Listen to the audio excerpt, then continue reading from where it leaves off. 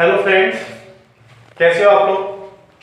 आज हम लोग मनी का लास्ट टॉपिक करेंगे, यानी कि मनी चैप्टर के अंदर जो पेंडिंग टॉपिक्स रह गए थे उनको आज हम खत्म करेंगे। मनी के अंदर हमने जो हमारी फर्स्ट इससे पहले वाली वीडियो थी उसमें हमने पढ़ा था कि what is money, what is barter system and what are the difficulties during the barter system. अब जब मनी आ गई, मनी के हमने कई सारे रूप देखे, मीडियम ऑफ एक्सचेंज और कई सारी चीजें फंक्शंस देखे। उसके बाद कुछ हमारे पास प्रॉब्लम्स थे, कुछ टाइप्स ऑफ मनी थी। अब हमको थोड़े टॉपिक्स से जो क्लियर करेंगे, होपफुली आपको ये भी समझ में आ जाएंगे। देखिए, सबसे पहले आता है आपका फॉर्म्स ऑफ मनी, यानी जब मनी चलन में आई तो मनी किन किन तरीके से चली है, यानी कि कौन कौन सी टाइप्स है मनी की। आपने नोट्स देखे होंगे मनी में, आपने कागज के नोट्स देखे होंगे, आपने सिक्के कॉइन्स देखे होंगे, आपने चेक देखे होंगे, हुंडीज, बिल ऑफ एक्सचेंज। क्या इनको मनी माने या ना माने, तो ये कुछ टाइप्स है मनी के, आज हम पढ़ेंगे। सबसे पहली जो बेटा हमारी टाइप बनती है वो टाइप होती है fiat money and full fiduciary money. Fiat money मतलब fiat money refer to that money which is issued by order और अथॉरिटी ऑफ गवर्नमेंट। यानी फेट मनी किसके द्वारा चला जाता है? ऑर्डर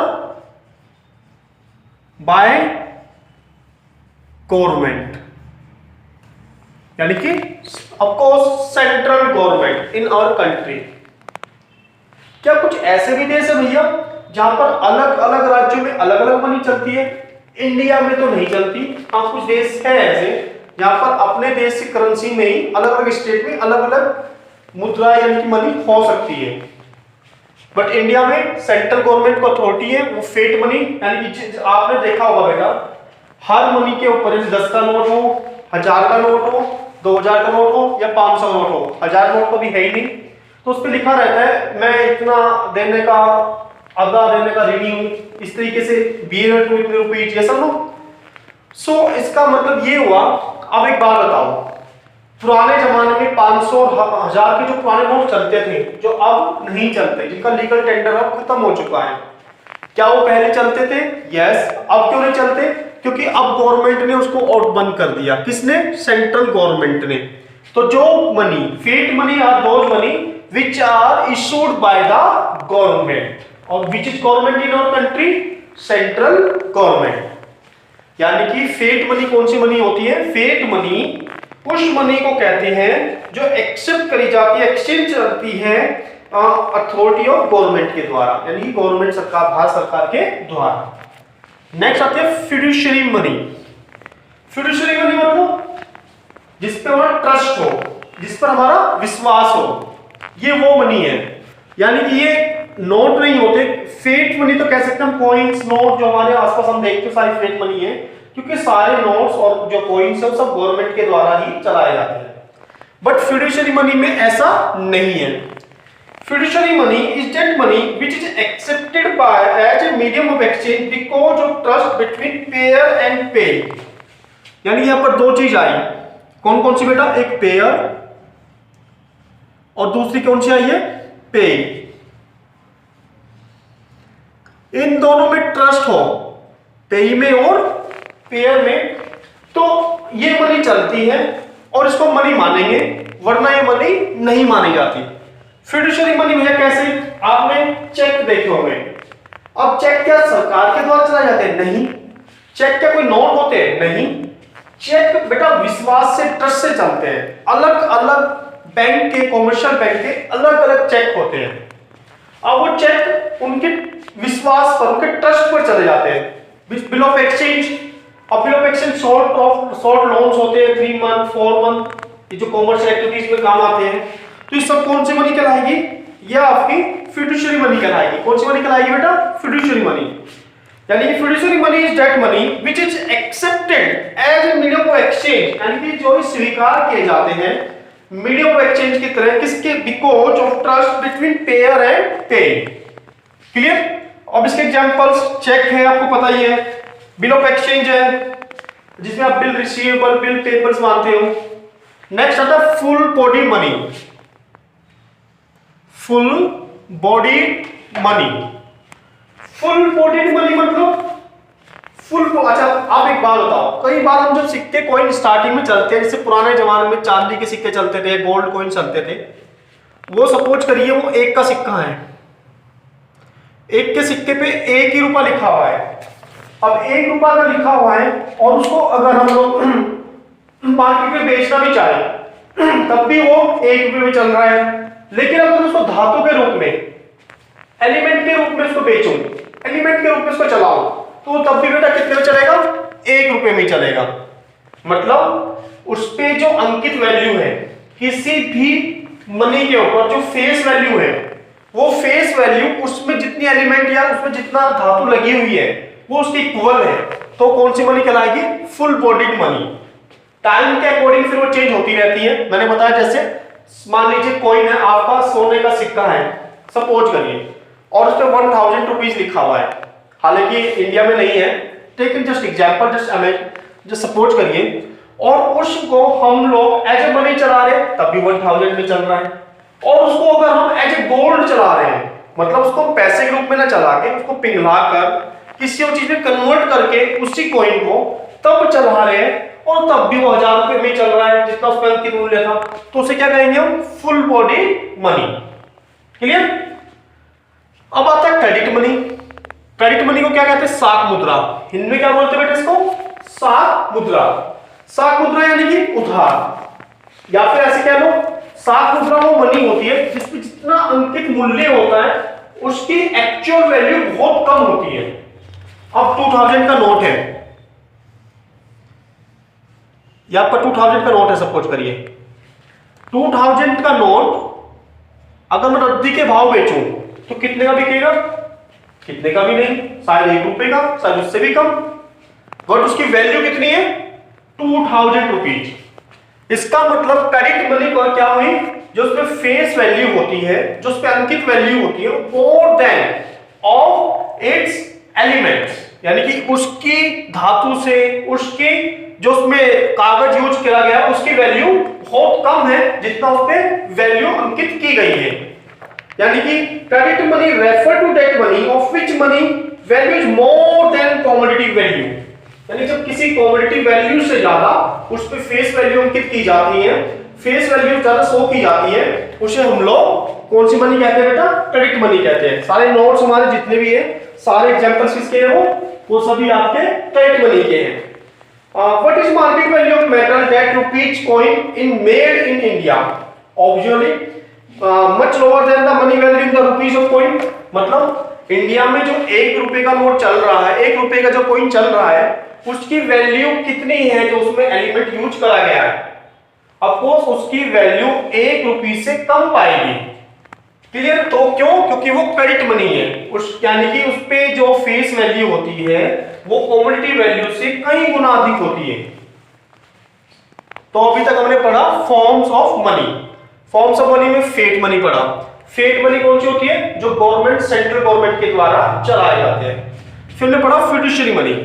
फिड्यूशियरी मनी कौन सी होती है? जो बिटवीन टू पेई एंड पेयर्स के बीच में on the behalf of trust चलते हैं, यानी कि विश्वास के ऊपर चलते हैं, जैसे cheque, hundis, bill of exchange, bill receivable, bill exchange, sorry bill pebbles.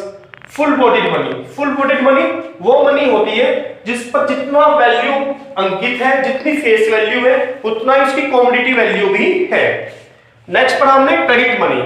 Credit money यानी उधार, सॉरी साख। क्रेडिट का मतलब यहां पर साख। साख मनी यानी कि वो मुद्रा जो उसकी कमोडिटी वैल्यू से कई बहुत ज्यादा वैल्यू उस पर अंकित की होती है। क्लियर बेटा यहां तक? अब आते हैं हम सप्लाई ऑफ मनी, यानी कि भारत में सप्लाई ऑफ मनी से आप क्या समझते हैं, यानी कि मुद्रा की पूर्ति से आप क्या समझते हैं? अच्छा मुझे एक बात बताओ बेटा, भारत में पैसा किस किस के पास होता है? बैंकों के पास? यस। गवर्नमेंट के पास? यस। पब्लिक के पास? यस। ओके, बट क्या इन तीनों के पास जो सारा पैसा है या जितना मनी है सारा सप्लाई ऑफ मनी कहलाएगा? नो। इसको छोटा सा एग्जांपल लेते हैं। मान लीजिए आपने देखना है हमारे देश में अनाज की सप्लाई कितनी हुई है, अनाज की सप्लाई कितनी हुई है। और सपोज करो अनाज की सप्लाई सिर्फ एक ही फार्मर के द्वारा इंडिया में की जाती है, और सपोज करो उस फार्मर ने टोटल प्रोडक्शन करा इस साल 1000 क्विंटल। कितना करा? 1000 क्विंटल। अब 1000 क्विंटल में से 400 क्विंटल उसने होम कंजप्शन के लिए रख लिया। कितना रख लिया बेटा? 400 घर के लिए रख लिया। तो उसने मार्केट में कितना सप्लाई करा बेचने के लिए? 600 quintal. This is the supply of grains in India. Yes और नो? सेम ऐसे आ जाओ सप्लाई ऑफ मनी पे समझते हैं। हमने देखा भारत में जो सप्लाई ऑफ मनी यानी मनी को बनाता कौन है? मनी को बनाने वाला सबसे मेन है आरबीआई और सेंट्रल गवर्नमेंट। बट गवर्नमेंट के द्वारा अब आम पब्लिक के पास जो पैसा सप्लाई किया जाता है उससे ही कहते हैं सप्लाई ऑफ मनी। मतलब ये हुआ कि अगर गवर्नमेंट ने पैसा इशू कर दिया तो सप्लाई ऑफ मनी का हिस्सा बनेगा, लेकिन गवर्नमेंट ने अगर उस पैसे को, उस रुपीज को होल्ड करा तो सप्लाई का हिस्सा नहीं होगा। यानी कि अब यहां पे तीन चीजें आती है। सबसे पहले गवर्नमेंट के पास जो पैसा है वो सप्लाई ऑफ मनी का हिस्सा नहीं है। नंबर 2 आरबीआई यानी कि भारतीय रिजर्व बैंक ने जो पैसा छापा है बट अभी वो सप्लाई नहीं करा है, उसके पास है, वो भी सप्लाई ऑफ मनी का हिस्सा नहीं है। नंबर 3 जो कॉमर्शियल बैंकों के पास पैसा पड़ा है स्टॉक के रूप में, वो भी सप्लाई का पैसा नहीं माना जाएगा। अदर देन तीनों के अलावा जितना भी पैसा जिसके पास भी है वो सारा का सारा part of supply of money कहलाएगा। मतलब stock of money held by government and banking system, that is bank system RBI और कॉमर्शियल बैंक, इनके पास जितना भी पैसा है वो सारे ये सप्लायर एक्चुअली क्या है बेटा? ये सप्लायर। और सप्लायर कभी भी सप्लाई ऑफ मनी का हिस्सा नहीं होते। सो इसका मतलब money held bye those who demanded the money it's called supply of money.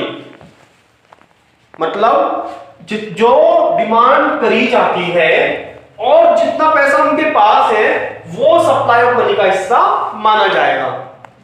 यानी कि जो जनता जनार्दन है, जो आम पब्लिक है, उनके पास जो पैसा है या होल्ड कर रखा है वो सप्लाई ऑफ मनी का हिस्सा है, ना कि जो सेंट्रल गवर्नमेंट के पास है या फिर कॉमर्शियल बैंक के पास है या आरबीआई के पास है, वो सप्लाई ऑफ मनी का हिस्सा नहीं है।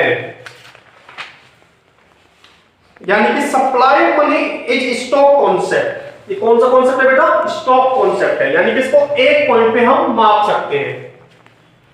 Stock it's refer to total stock of money held by people of a country at a point of time. यानी कि सप्लाई ऑफ मनी से अभिप्राय उस स्थिति से है जब एक टाइम बिंदु पर लोगों के द्वारा जितना पैसा उनके पास रखा हुआ है। सो इसका मतलब ये हुआ, it is important to note that the supply of money does not include stock of held by stock of money held by government and stock of money held by banking system. क्यों नहीं है ये हिस्सा बेटा? जो आपका government और banking system के द्वारा होल्ड करा हुआ है मनी को, वो सप्लाई ऑफ मनी का हिस्सा नहीं है। क्यों नहीं है? क्योंकि held by supply of money never treated as a part of supply of money of a country. Clear यहां तक? यानी कि जो सप्लायर होते हैं उनके पास जो पैसा पड़ा हुआ है वो कभी भी सप्लाई का हिस्सा नहीं माना जाएगा। Supply of money is include only that stock of money which is held by those other than the supplier of money. जो सप्लायर ऑफ मनी के अलावा जिनके पास पैसा पड़ा हुआ है वो सारा सप्लाई ऑफ मनी कहलाएगा। देखो सीधी सी बात है, मैंने आपको एक यहां पर किसान का एग्जांपल दिया था। एग्जांपल या सप्लायर कर रहा था 1000 क्विंटल क्या अनाज, उसमें से उसने 400 अपने घर के लिए रख लिया था होल्ड करके, तो ये सप्लाई नहीं कहलाया। सप्लाई से 1000 में से 400 माइनस करके 600 जो क्विंटल बचा तो उसने मार्केट में निकाला, उसे हमें सप्लाई बोला। सेम ऐसे ही जो गवर्नमेंट के पास पैसा है और जो बैंकिंग सिस्टम के पास पैसा होल्ड पड़ा है वो सप्लाई का हिस्सा नहीं है। इसके अलावा जितना भी पैसा है वो सब सप्लाई ऑफ मनी का हिस्सा कहलाएगा। क्लियर यहां तक बेटा? चलिए अब एक और इंपॉर्टेंट हमारा टॉपिक आता है, measurement of money of supply. Measurement of supply money मतलब हम मनी की सप्लाई को कैसे मेजर करें, मतलब मेजरमेंट ऑफ सप्लाई यानी कि कैसे पता करें कि एक टाइम के ऊपर हमारे देश में कितना पैसा है। इसको बेटा लिक्विडिटी के आधार पर इसके 4 मेजरमेंट हैं। कितने मेजरमेंट है इसके? 4। बट अगर हम अपने कोर्स की बात करें तो हमारे कोर्स में सिर्फ फर्स्ट मेजरमेंट ही है। मेजरमेंट 2 हमारे कोर्स में नहीं है, मेजरमेंट 3 हमारे कोर्स में नहीं है, मेजरमेंट 4 भी हमारे कोर्स में नहीं है। हालांकि हम थोड़ा थोड़ा इसका व्यू भी बता देंगे। फर्स्ट मेजरमेंट बहुत सिंपल है, इसको याद रखने का तरीका simple formula C plus DD plus OD। C plus DD plus OD मतलब C for currency of public, DD for demand deposits in the bank and third is OD मतलब other deposits. तो इसका मतलब ये हुआ according to measurement 1 money supply include the flowing components that is C plus DD plus OD। C का मतलब क्या बेटा? Currency held by public. C का मतलब क्या कहलाएगा यहां पर? Currency held by public. Clear यहां तक? और DD का मतलब it refer to demand deposits. DD का मतलब क्या है यहां पर? Demand deposits.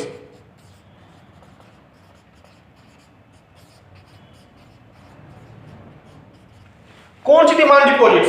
Of people with the commercial bank the chequable deposit which can be withdrawn transfer on demand. मतलब लोगों का पैसा जितना बैंक में जमा है जिसको चेक के द्वारा एक स्थान से दूसरे स्थान पर ट्रांसफर कर सकते हैं अपनी डिमांड के अकॉर्डिंग, उसको भी हमने मेजरमेंट फर्स्ट में माना है। नेक्स्ट अदर डिपॉजिट्स, ये थोड़ा सा इंपॉर्टेंट है। What do mean by other deposits? Other deposit in दोनों के अलावा बहुत सारी डिपॉजिट रह गई होगी, जैसे demand deposit with RBI public financial institute like NABARD, national bank for agriculture and rural development. मतलब कुछ ऐसे डिपॉजिट्स जो डिमांड डिपॉजिट जो RBI के साथ में पब्लिक जो नाबार्ड की पड़ी है। नाबार्ड भी तो हमारे कृषि क्षेत्र में बहुत ज्यादा महत्वपूर्ण भूमिका निभाता है। वो भी तो लोगों को पैसा देता है, उससे भी तो हम लोग उधार लेते हैं, तो वो भी तो मेजरमेंट फर्स्ट में मान लिया इन्होंने। यानी कि जो डिमांड डिपॉजिट RBI के पास है पब्लिक फाइनेंशियल इंस्टीट्यूशंस का, उसको भी हम मेजरमेंट फर्स्ट में डाल देंगे। क्लियर? इसके अलावा demand deposit RBI foreign central bank and the foreign government, ऐसी कुछ डिपॉजिट्स होती है डिमांड डिपॉजिट जो RBI के पास है फॉरेनर्स का, वेदर इज फॉरेनर बैंक और whether is foreigner central government means मतलब उस देश की केंद्र सरकार का। अगर वो भी हमारे पास डिपॉजिट है तो उसको भी एनी टाइम निकाल सकते हो क्योंकि डिमांड डिपॉजिट्स है, तो उसको भी हमने मेजरमेंट फर्स्ट में डाला है। इसके अलावा demand deposit of international financial institution like IMF, international monetary fund and world bank और अदर इंस्टीट्यूशंस, यानी any type of deposits which are deposited in the RBI for the purpose of demand deposit, that is called the measurement of M1 first। यानी कि हमने पढ़ा measurement first में CC जो भारत की जनता है कि जनता जनार्दन के पास जो पब्लिक के पास करेंसी पड़ी हुई है, DD डिपॉजिट मतलब डिमांड डिपॉजिट्स जिसको एनी टाइम निकाल सकते हैं। इसके अलावा अदर डिपॉजिट्स, अदर डिपॉजिट में हमने 3 चीजें पढ़ी। कितनी चीजें पढ़ी बेटा? 3 चीजें। पहली जो डिमांड डिपॉजिट RBI के पास पड़ी है फाइनेंशियल इंस्टीट्यूशन की, जैसे नाबार्ड हो गया और अन्य कोई भी फाइनेंशियल इंस्टीट्यूशन हो सकता है, मुथूट फाइनेंस हो गया, मान लीजिए इसकी कोई डिपॉजिट्स RBI के पास है। नंबर 1 इसमें क्लियर हो आपको। नंबर 2 क्या है इसमें? Number 2 demand deposit RBI of foreign central bank of the foreign government, किसी फॉरेन गवर्नमेंट की सेंट्रल बैंक की डिमांड डिपॉजिट्स अगर RBI के पास है तो उसको भी अन्य अदर डिपॉजिट का पार्ट मान लिया। Number 3 demand deposit of international financial institutions जैसे IMF, इंटरनेशनल मॉनेटरी फंड या फिर वर्ल्ड बैंक इन सब के कोई डिपॉजिट्स आरबीआई के पास डिमांड डिपॉजिट की तरह पड़ी है तो उसको भी अदर डिपॉजिट का पार्ट माना जाएगा। तो ये तीन चीजें हमने ओडी में मानी। क्लियर है यहाँ तक? तो ये हमारे कोर्स में बस ये ध्यान रखना है, हमें याद रखना है बहुत सिंपल तरीका। M1 में C plus DD plus OD। C for currency भी held by the public and DD demand deposit और OD मतलब तीन चीजें, अदर डिपॉजिट मतलब तीन चीजें। पहली कौन सी? जो डिमांड डिपॉजिट आरबीआई के पास हमारे फाइनेंशियल इंस्टीट्यूशन की पड़ी हुई है। नंबर 2, आरबीआई के पास जो फॉरेन सेंट्रल बैंक के डिमांड डिपॉजिट पड़ी हुई है। नंबर 3, डिमांड डिपॉजिट जो हमारे इंटरनेशनल फाइनेंशियल की आरबीआई के पास है। और इसके अलावा तो बस तीन चीज आएगी। M2 थोड़ा सा डिस्कस कर लेते हैं, what do you mean by M2। वैसे तो हमारे कोर्स का हिस्सा नहीं है तो फिर कह रहा हूं आपको, M2 ये अलग अलग सिचुएशन से लिक्विडिटी मापने का तरीका है ये बेटा। फिर मैं आपको थोड़ा सा बता देता हूं कि M2 में क्या क्या आएगा।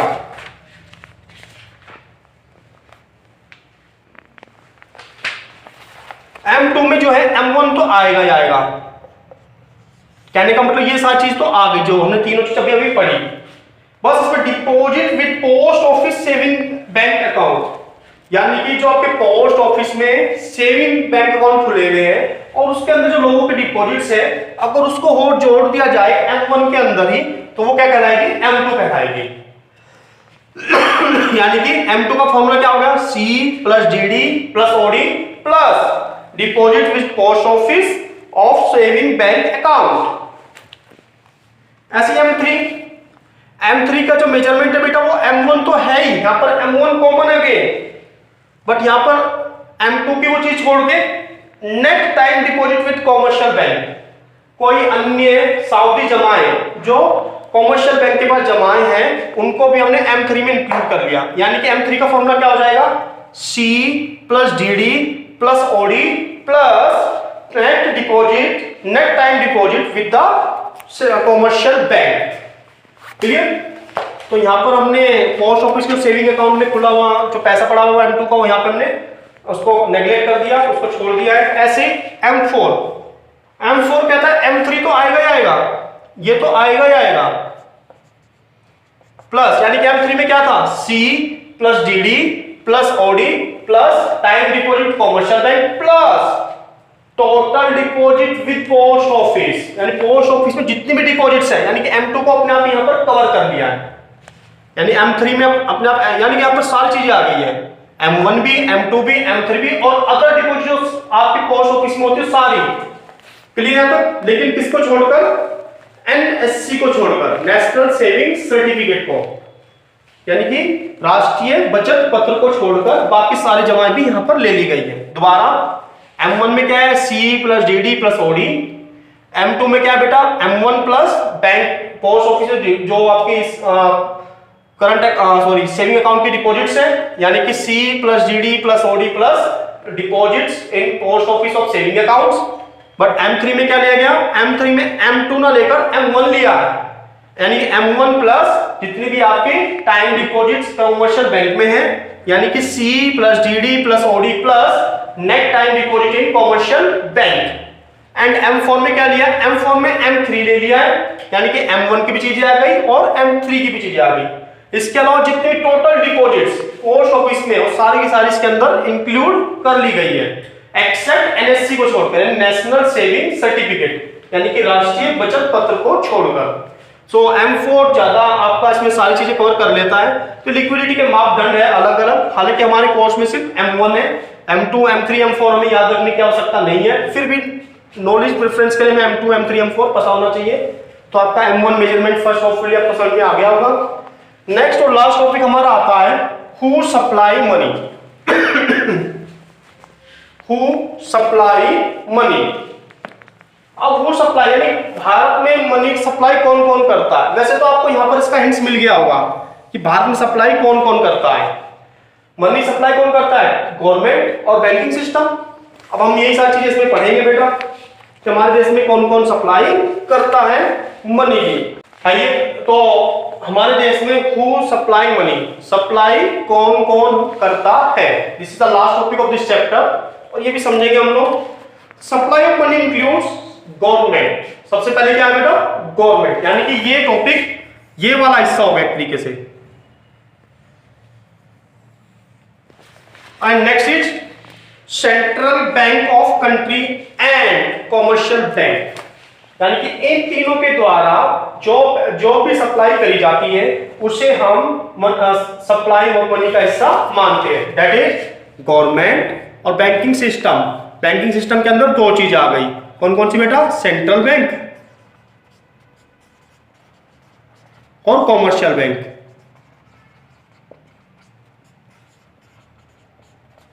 क्लियर बेटा यहाँ पर? तो जो आपके कॉमर्शियल बैंक है वो आपको कहां पे कराएंगे?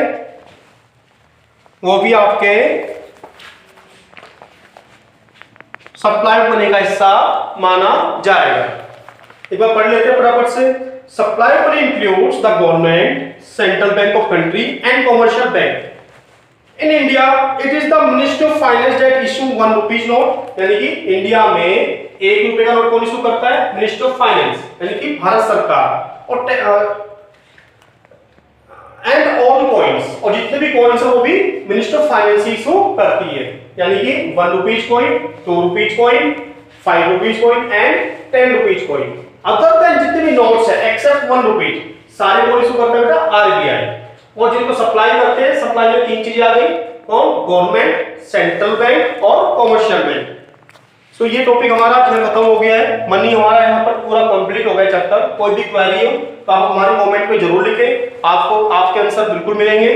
और हमारे चैनल को आप लाइक करें, सब्सक्राइब करें और अपने फ्रेंड्स के बीच में शेयर करें।